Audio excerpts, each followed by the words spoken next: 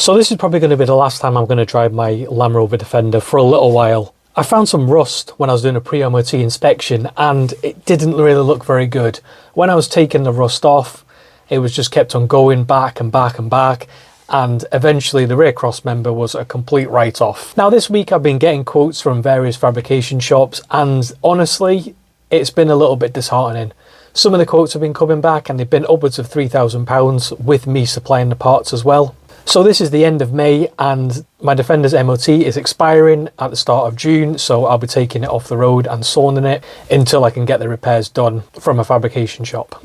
Now just to recap, those who didn't see the last video, I always do a pre-MOT inspection on my Defender.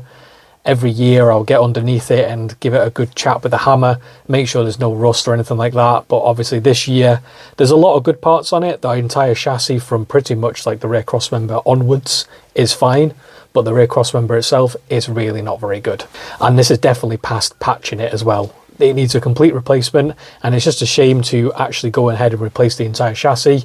Firstly, I don't really have time to do that, and secondly, it just involves costs and it'll spiral out of control.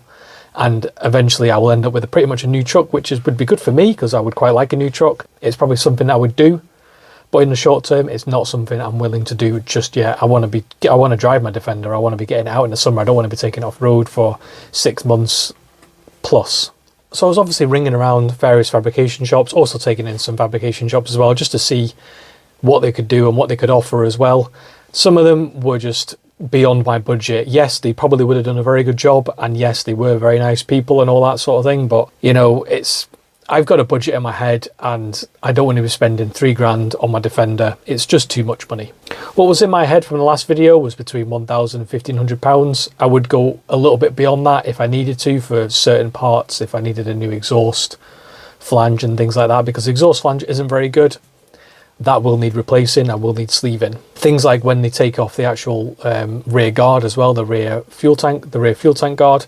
This is obviously absolutely knackered. This needs replacing and probably will be between £150 and £200 to replace that. So as you can see, it's not just one thing what needs doing. It's not just the rear cross member, it's all the little things, and also maybe the fuel lines as well. When they take the fuel tank down, the fuel lines could be perished. And while you're in there as well, you may as well just replace it. There's no point on, like, yes, if they look totally fine, I'm more than happy to put it back in. But if there's any sort of slight perishment, just get them replaced and put them back in. It's a one-time job then, rather than doing it to a rubbish standard to then take it all the way back out again to then replace the fuel lines and then put it all the way back up again. So there was one specific place that I rang up, and it's a specialist place not too far from me. One of the downsides of being in northern Scotland is that the labour rate is very expensive, comparable probably to the south of England, because there's just not that much population up here. There's not that much competition, there's not that many specialists. So there's just not that many specialists, and the population isn't very big either compared to like England and things like that. So the labour rate is quite expensive up here. That's evident in terms of plumbing and electricians, plasterers, all that sort of thing. All the trades, they're all expensive up here.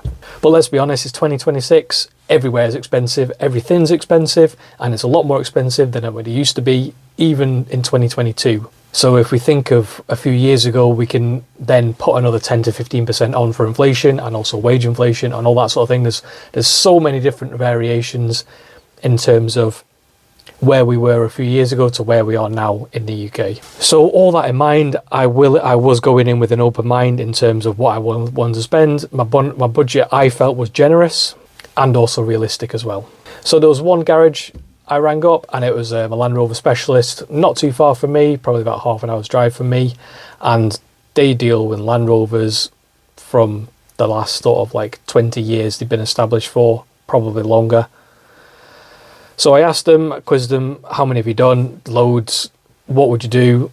They reeled off the sort of thing they would do, so I was happy with that. They quoted between £1,500 and £2,000. This was only an estimate. You can't quote a fixed price job because you just don't know what you're going to find. So I was happy with that, and I booked it in, and the nearest time they had was August, because they're going on holiday for 2 weeks in July. You know, it is the summer holidays. So the start of August is when it booked in for. And obviously it will be off the road until then, but that kind of gives me a little bit of time to do things what I wanted to do to this Defender. So the things like the rear bearings, the rear stub axle probably needs doing as well because it's leaking diff oil, the rear diff oil change as well. While I'm taking a stub axle off, I may as well change the oil. Front jalousies as well, front swivel cups, both need doing. And then I'm going to give it a really deep clean underside, give it another rust conversion, give it another wax oil as well. So this will be happening over the next few months, so if you do want to see all that, subscribe along. And also if you have liked this video, don't forget to like the video, it does really help me out and it's really easy to do, just hit the like button. I had thought about doing this myself, I had thought about going to night school, like seriously considering it. There was a course, a welding course near me, and I could do it after work, 6 o'clock at night till like 9 o'clock at night or something, 1 day a week, just build up the skills over the next 6 months to then tackle it. But this would mean putting my Defender off-road for more than 6 months, possibly a year. And I really want to use it in September. I'm going away to the west coast of Scotland. I love it over there.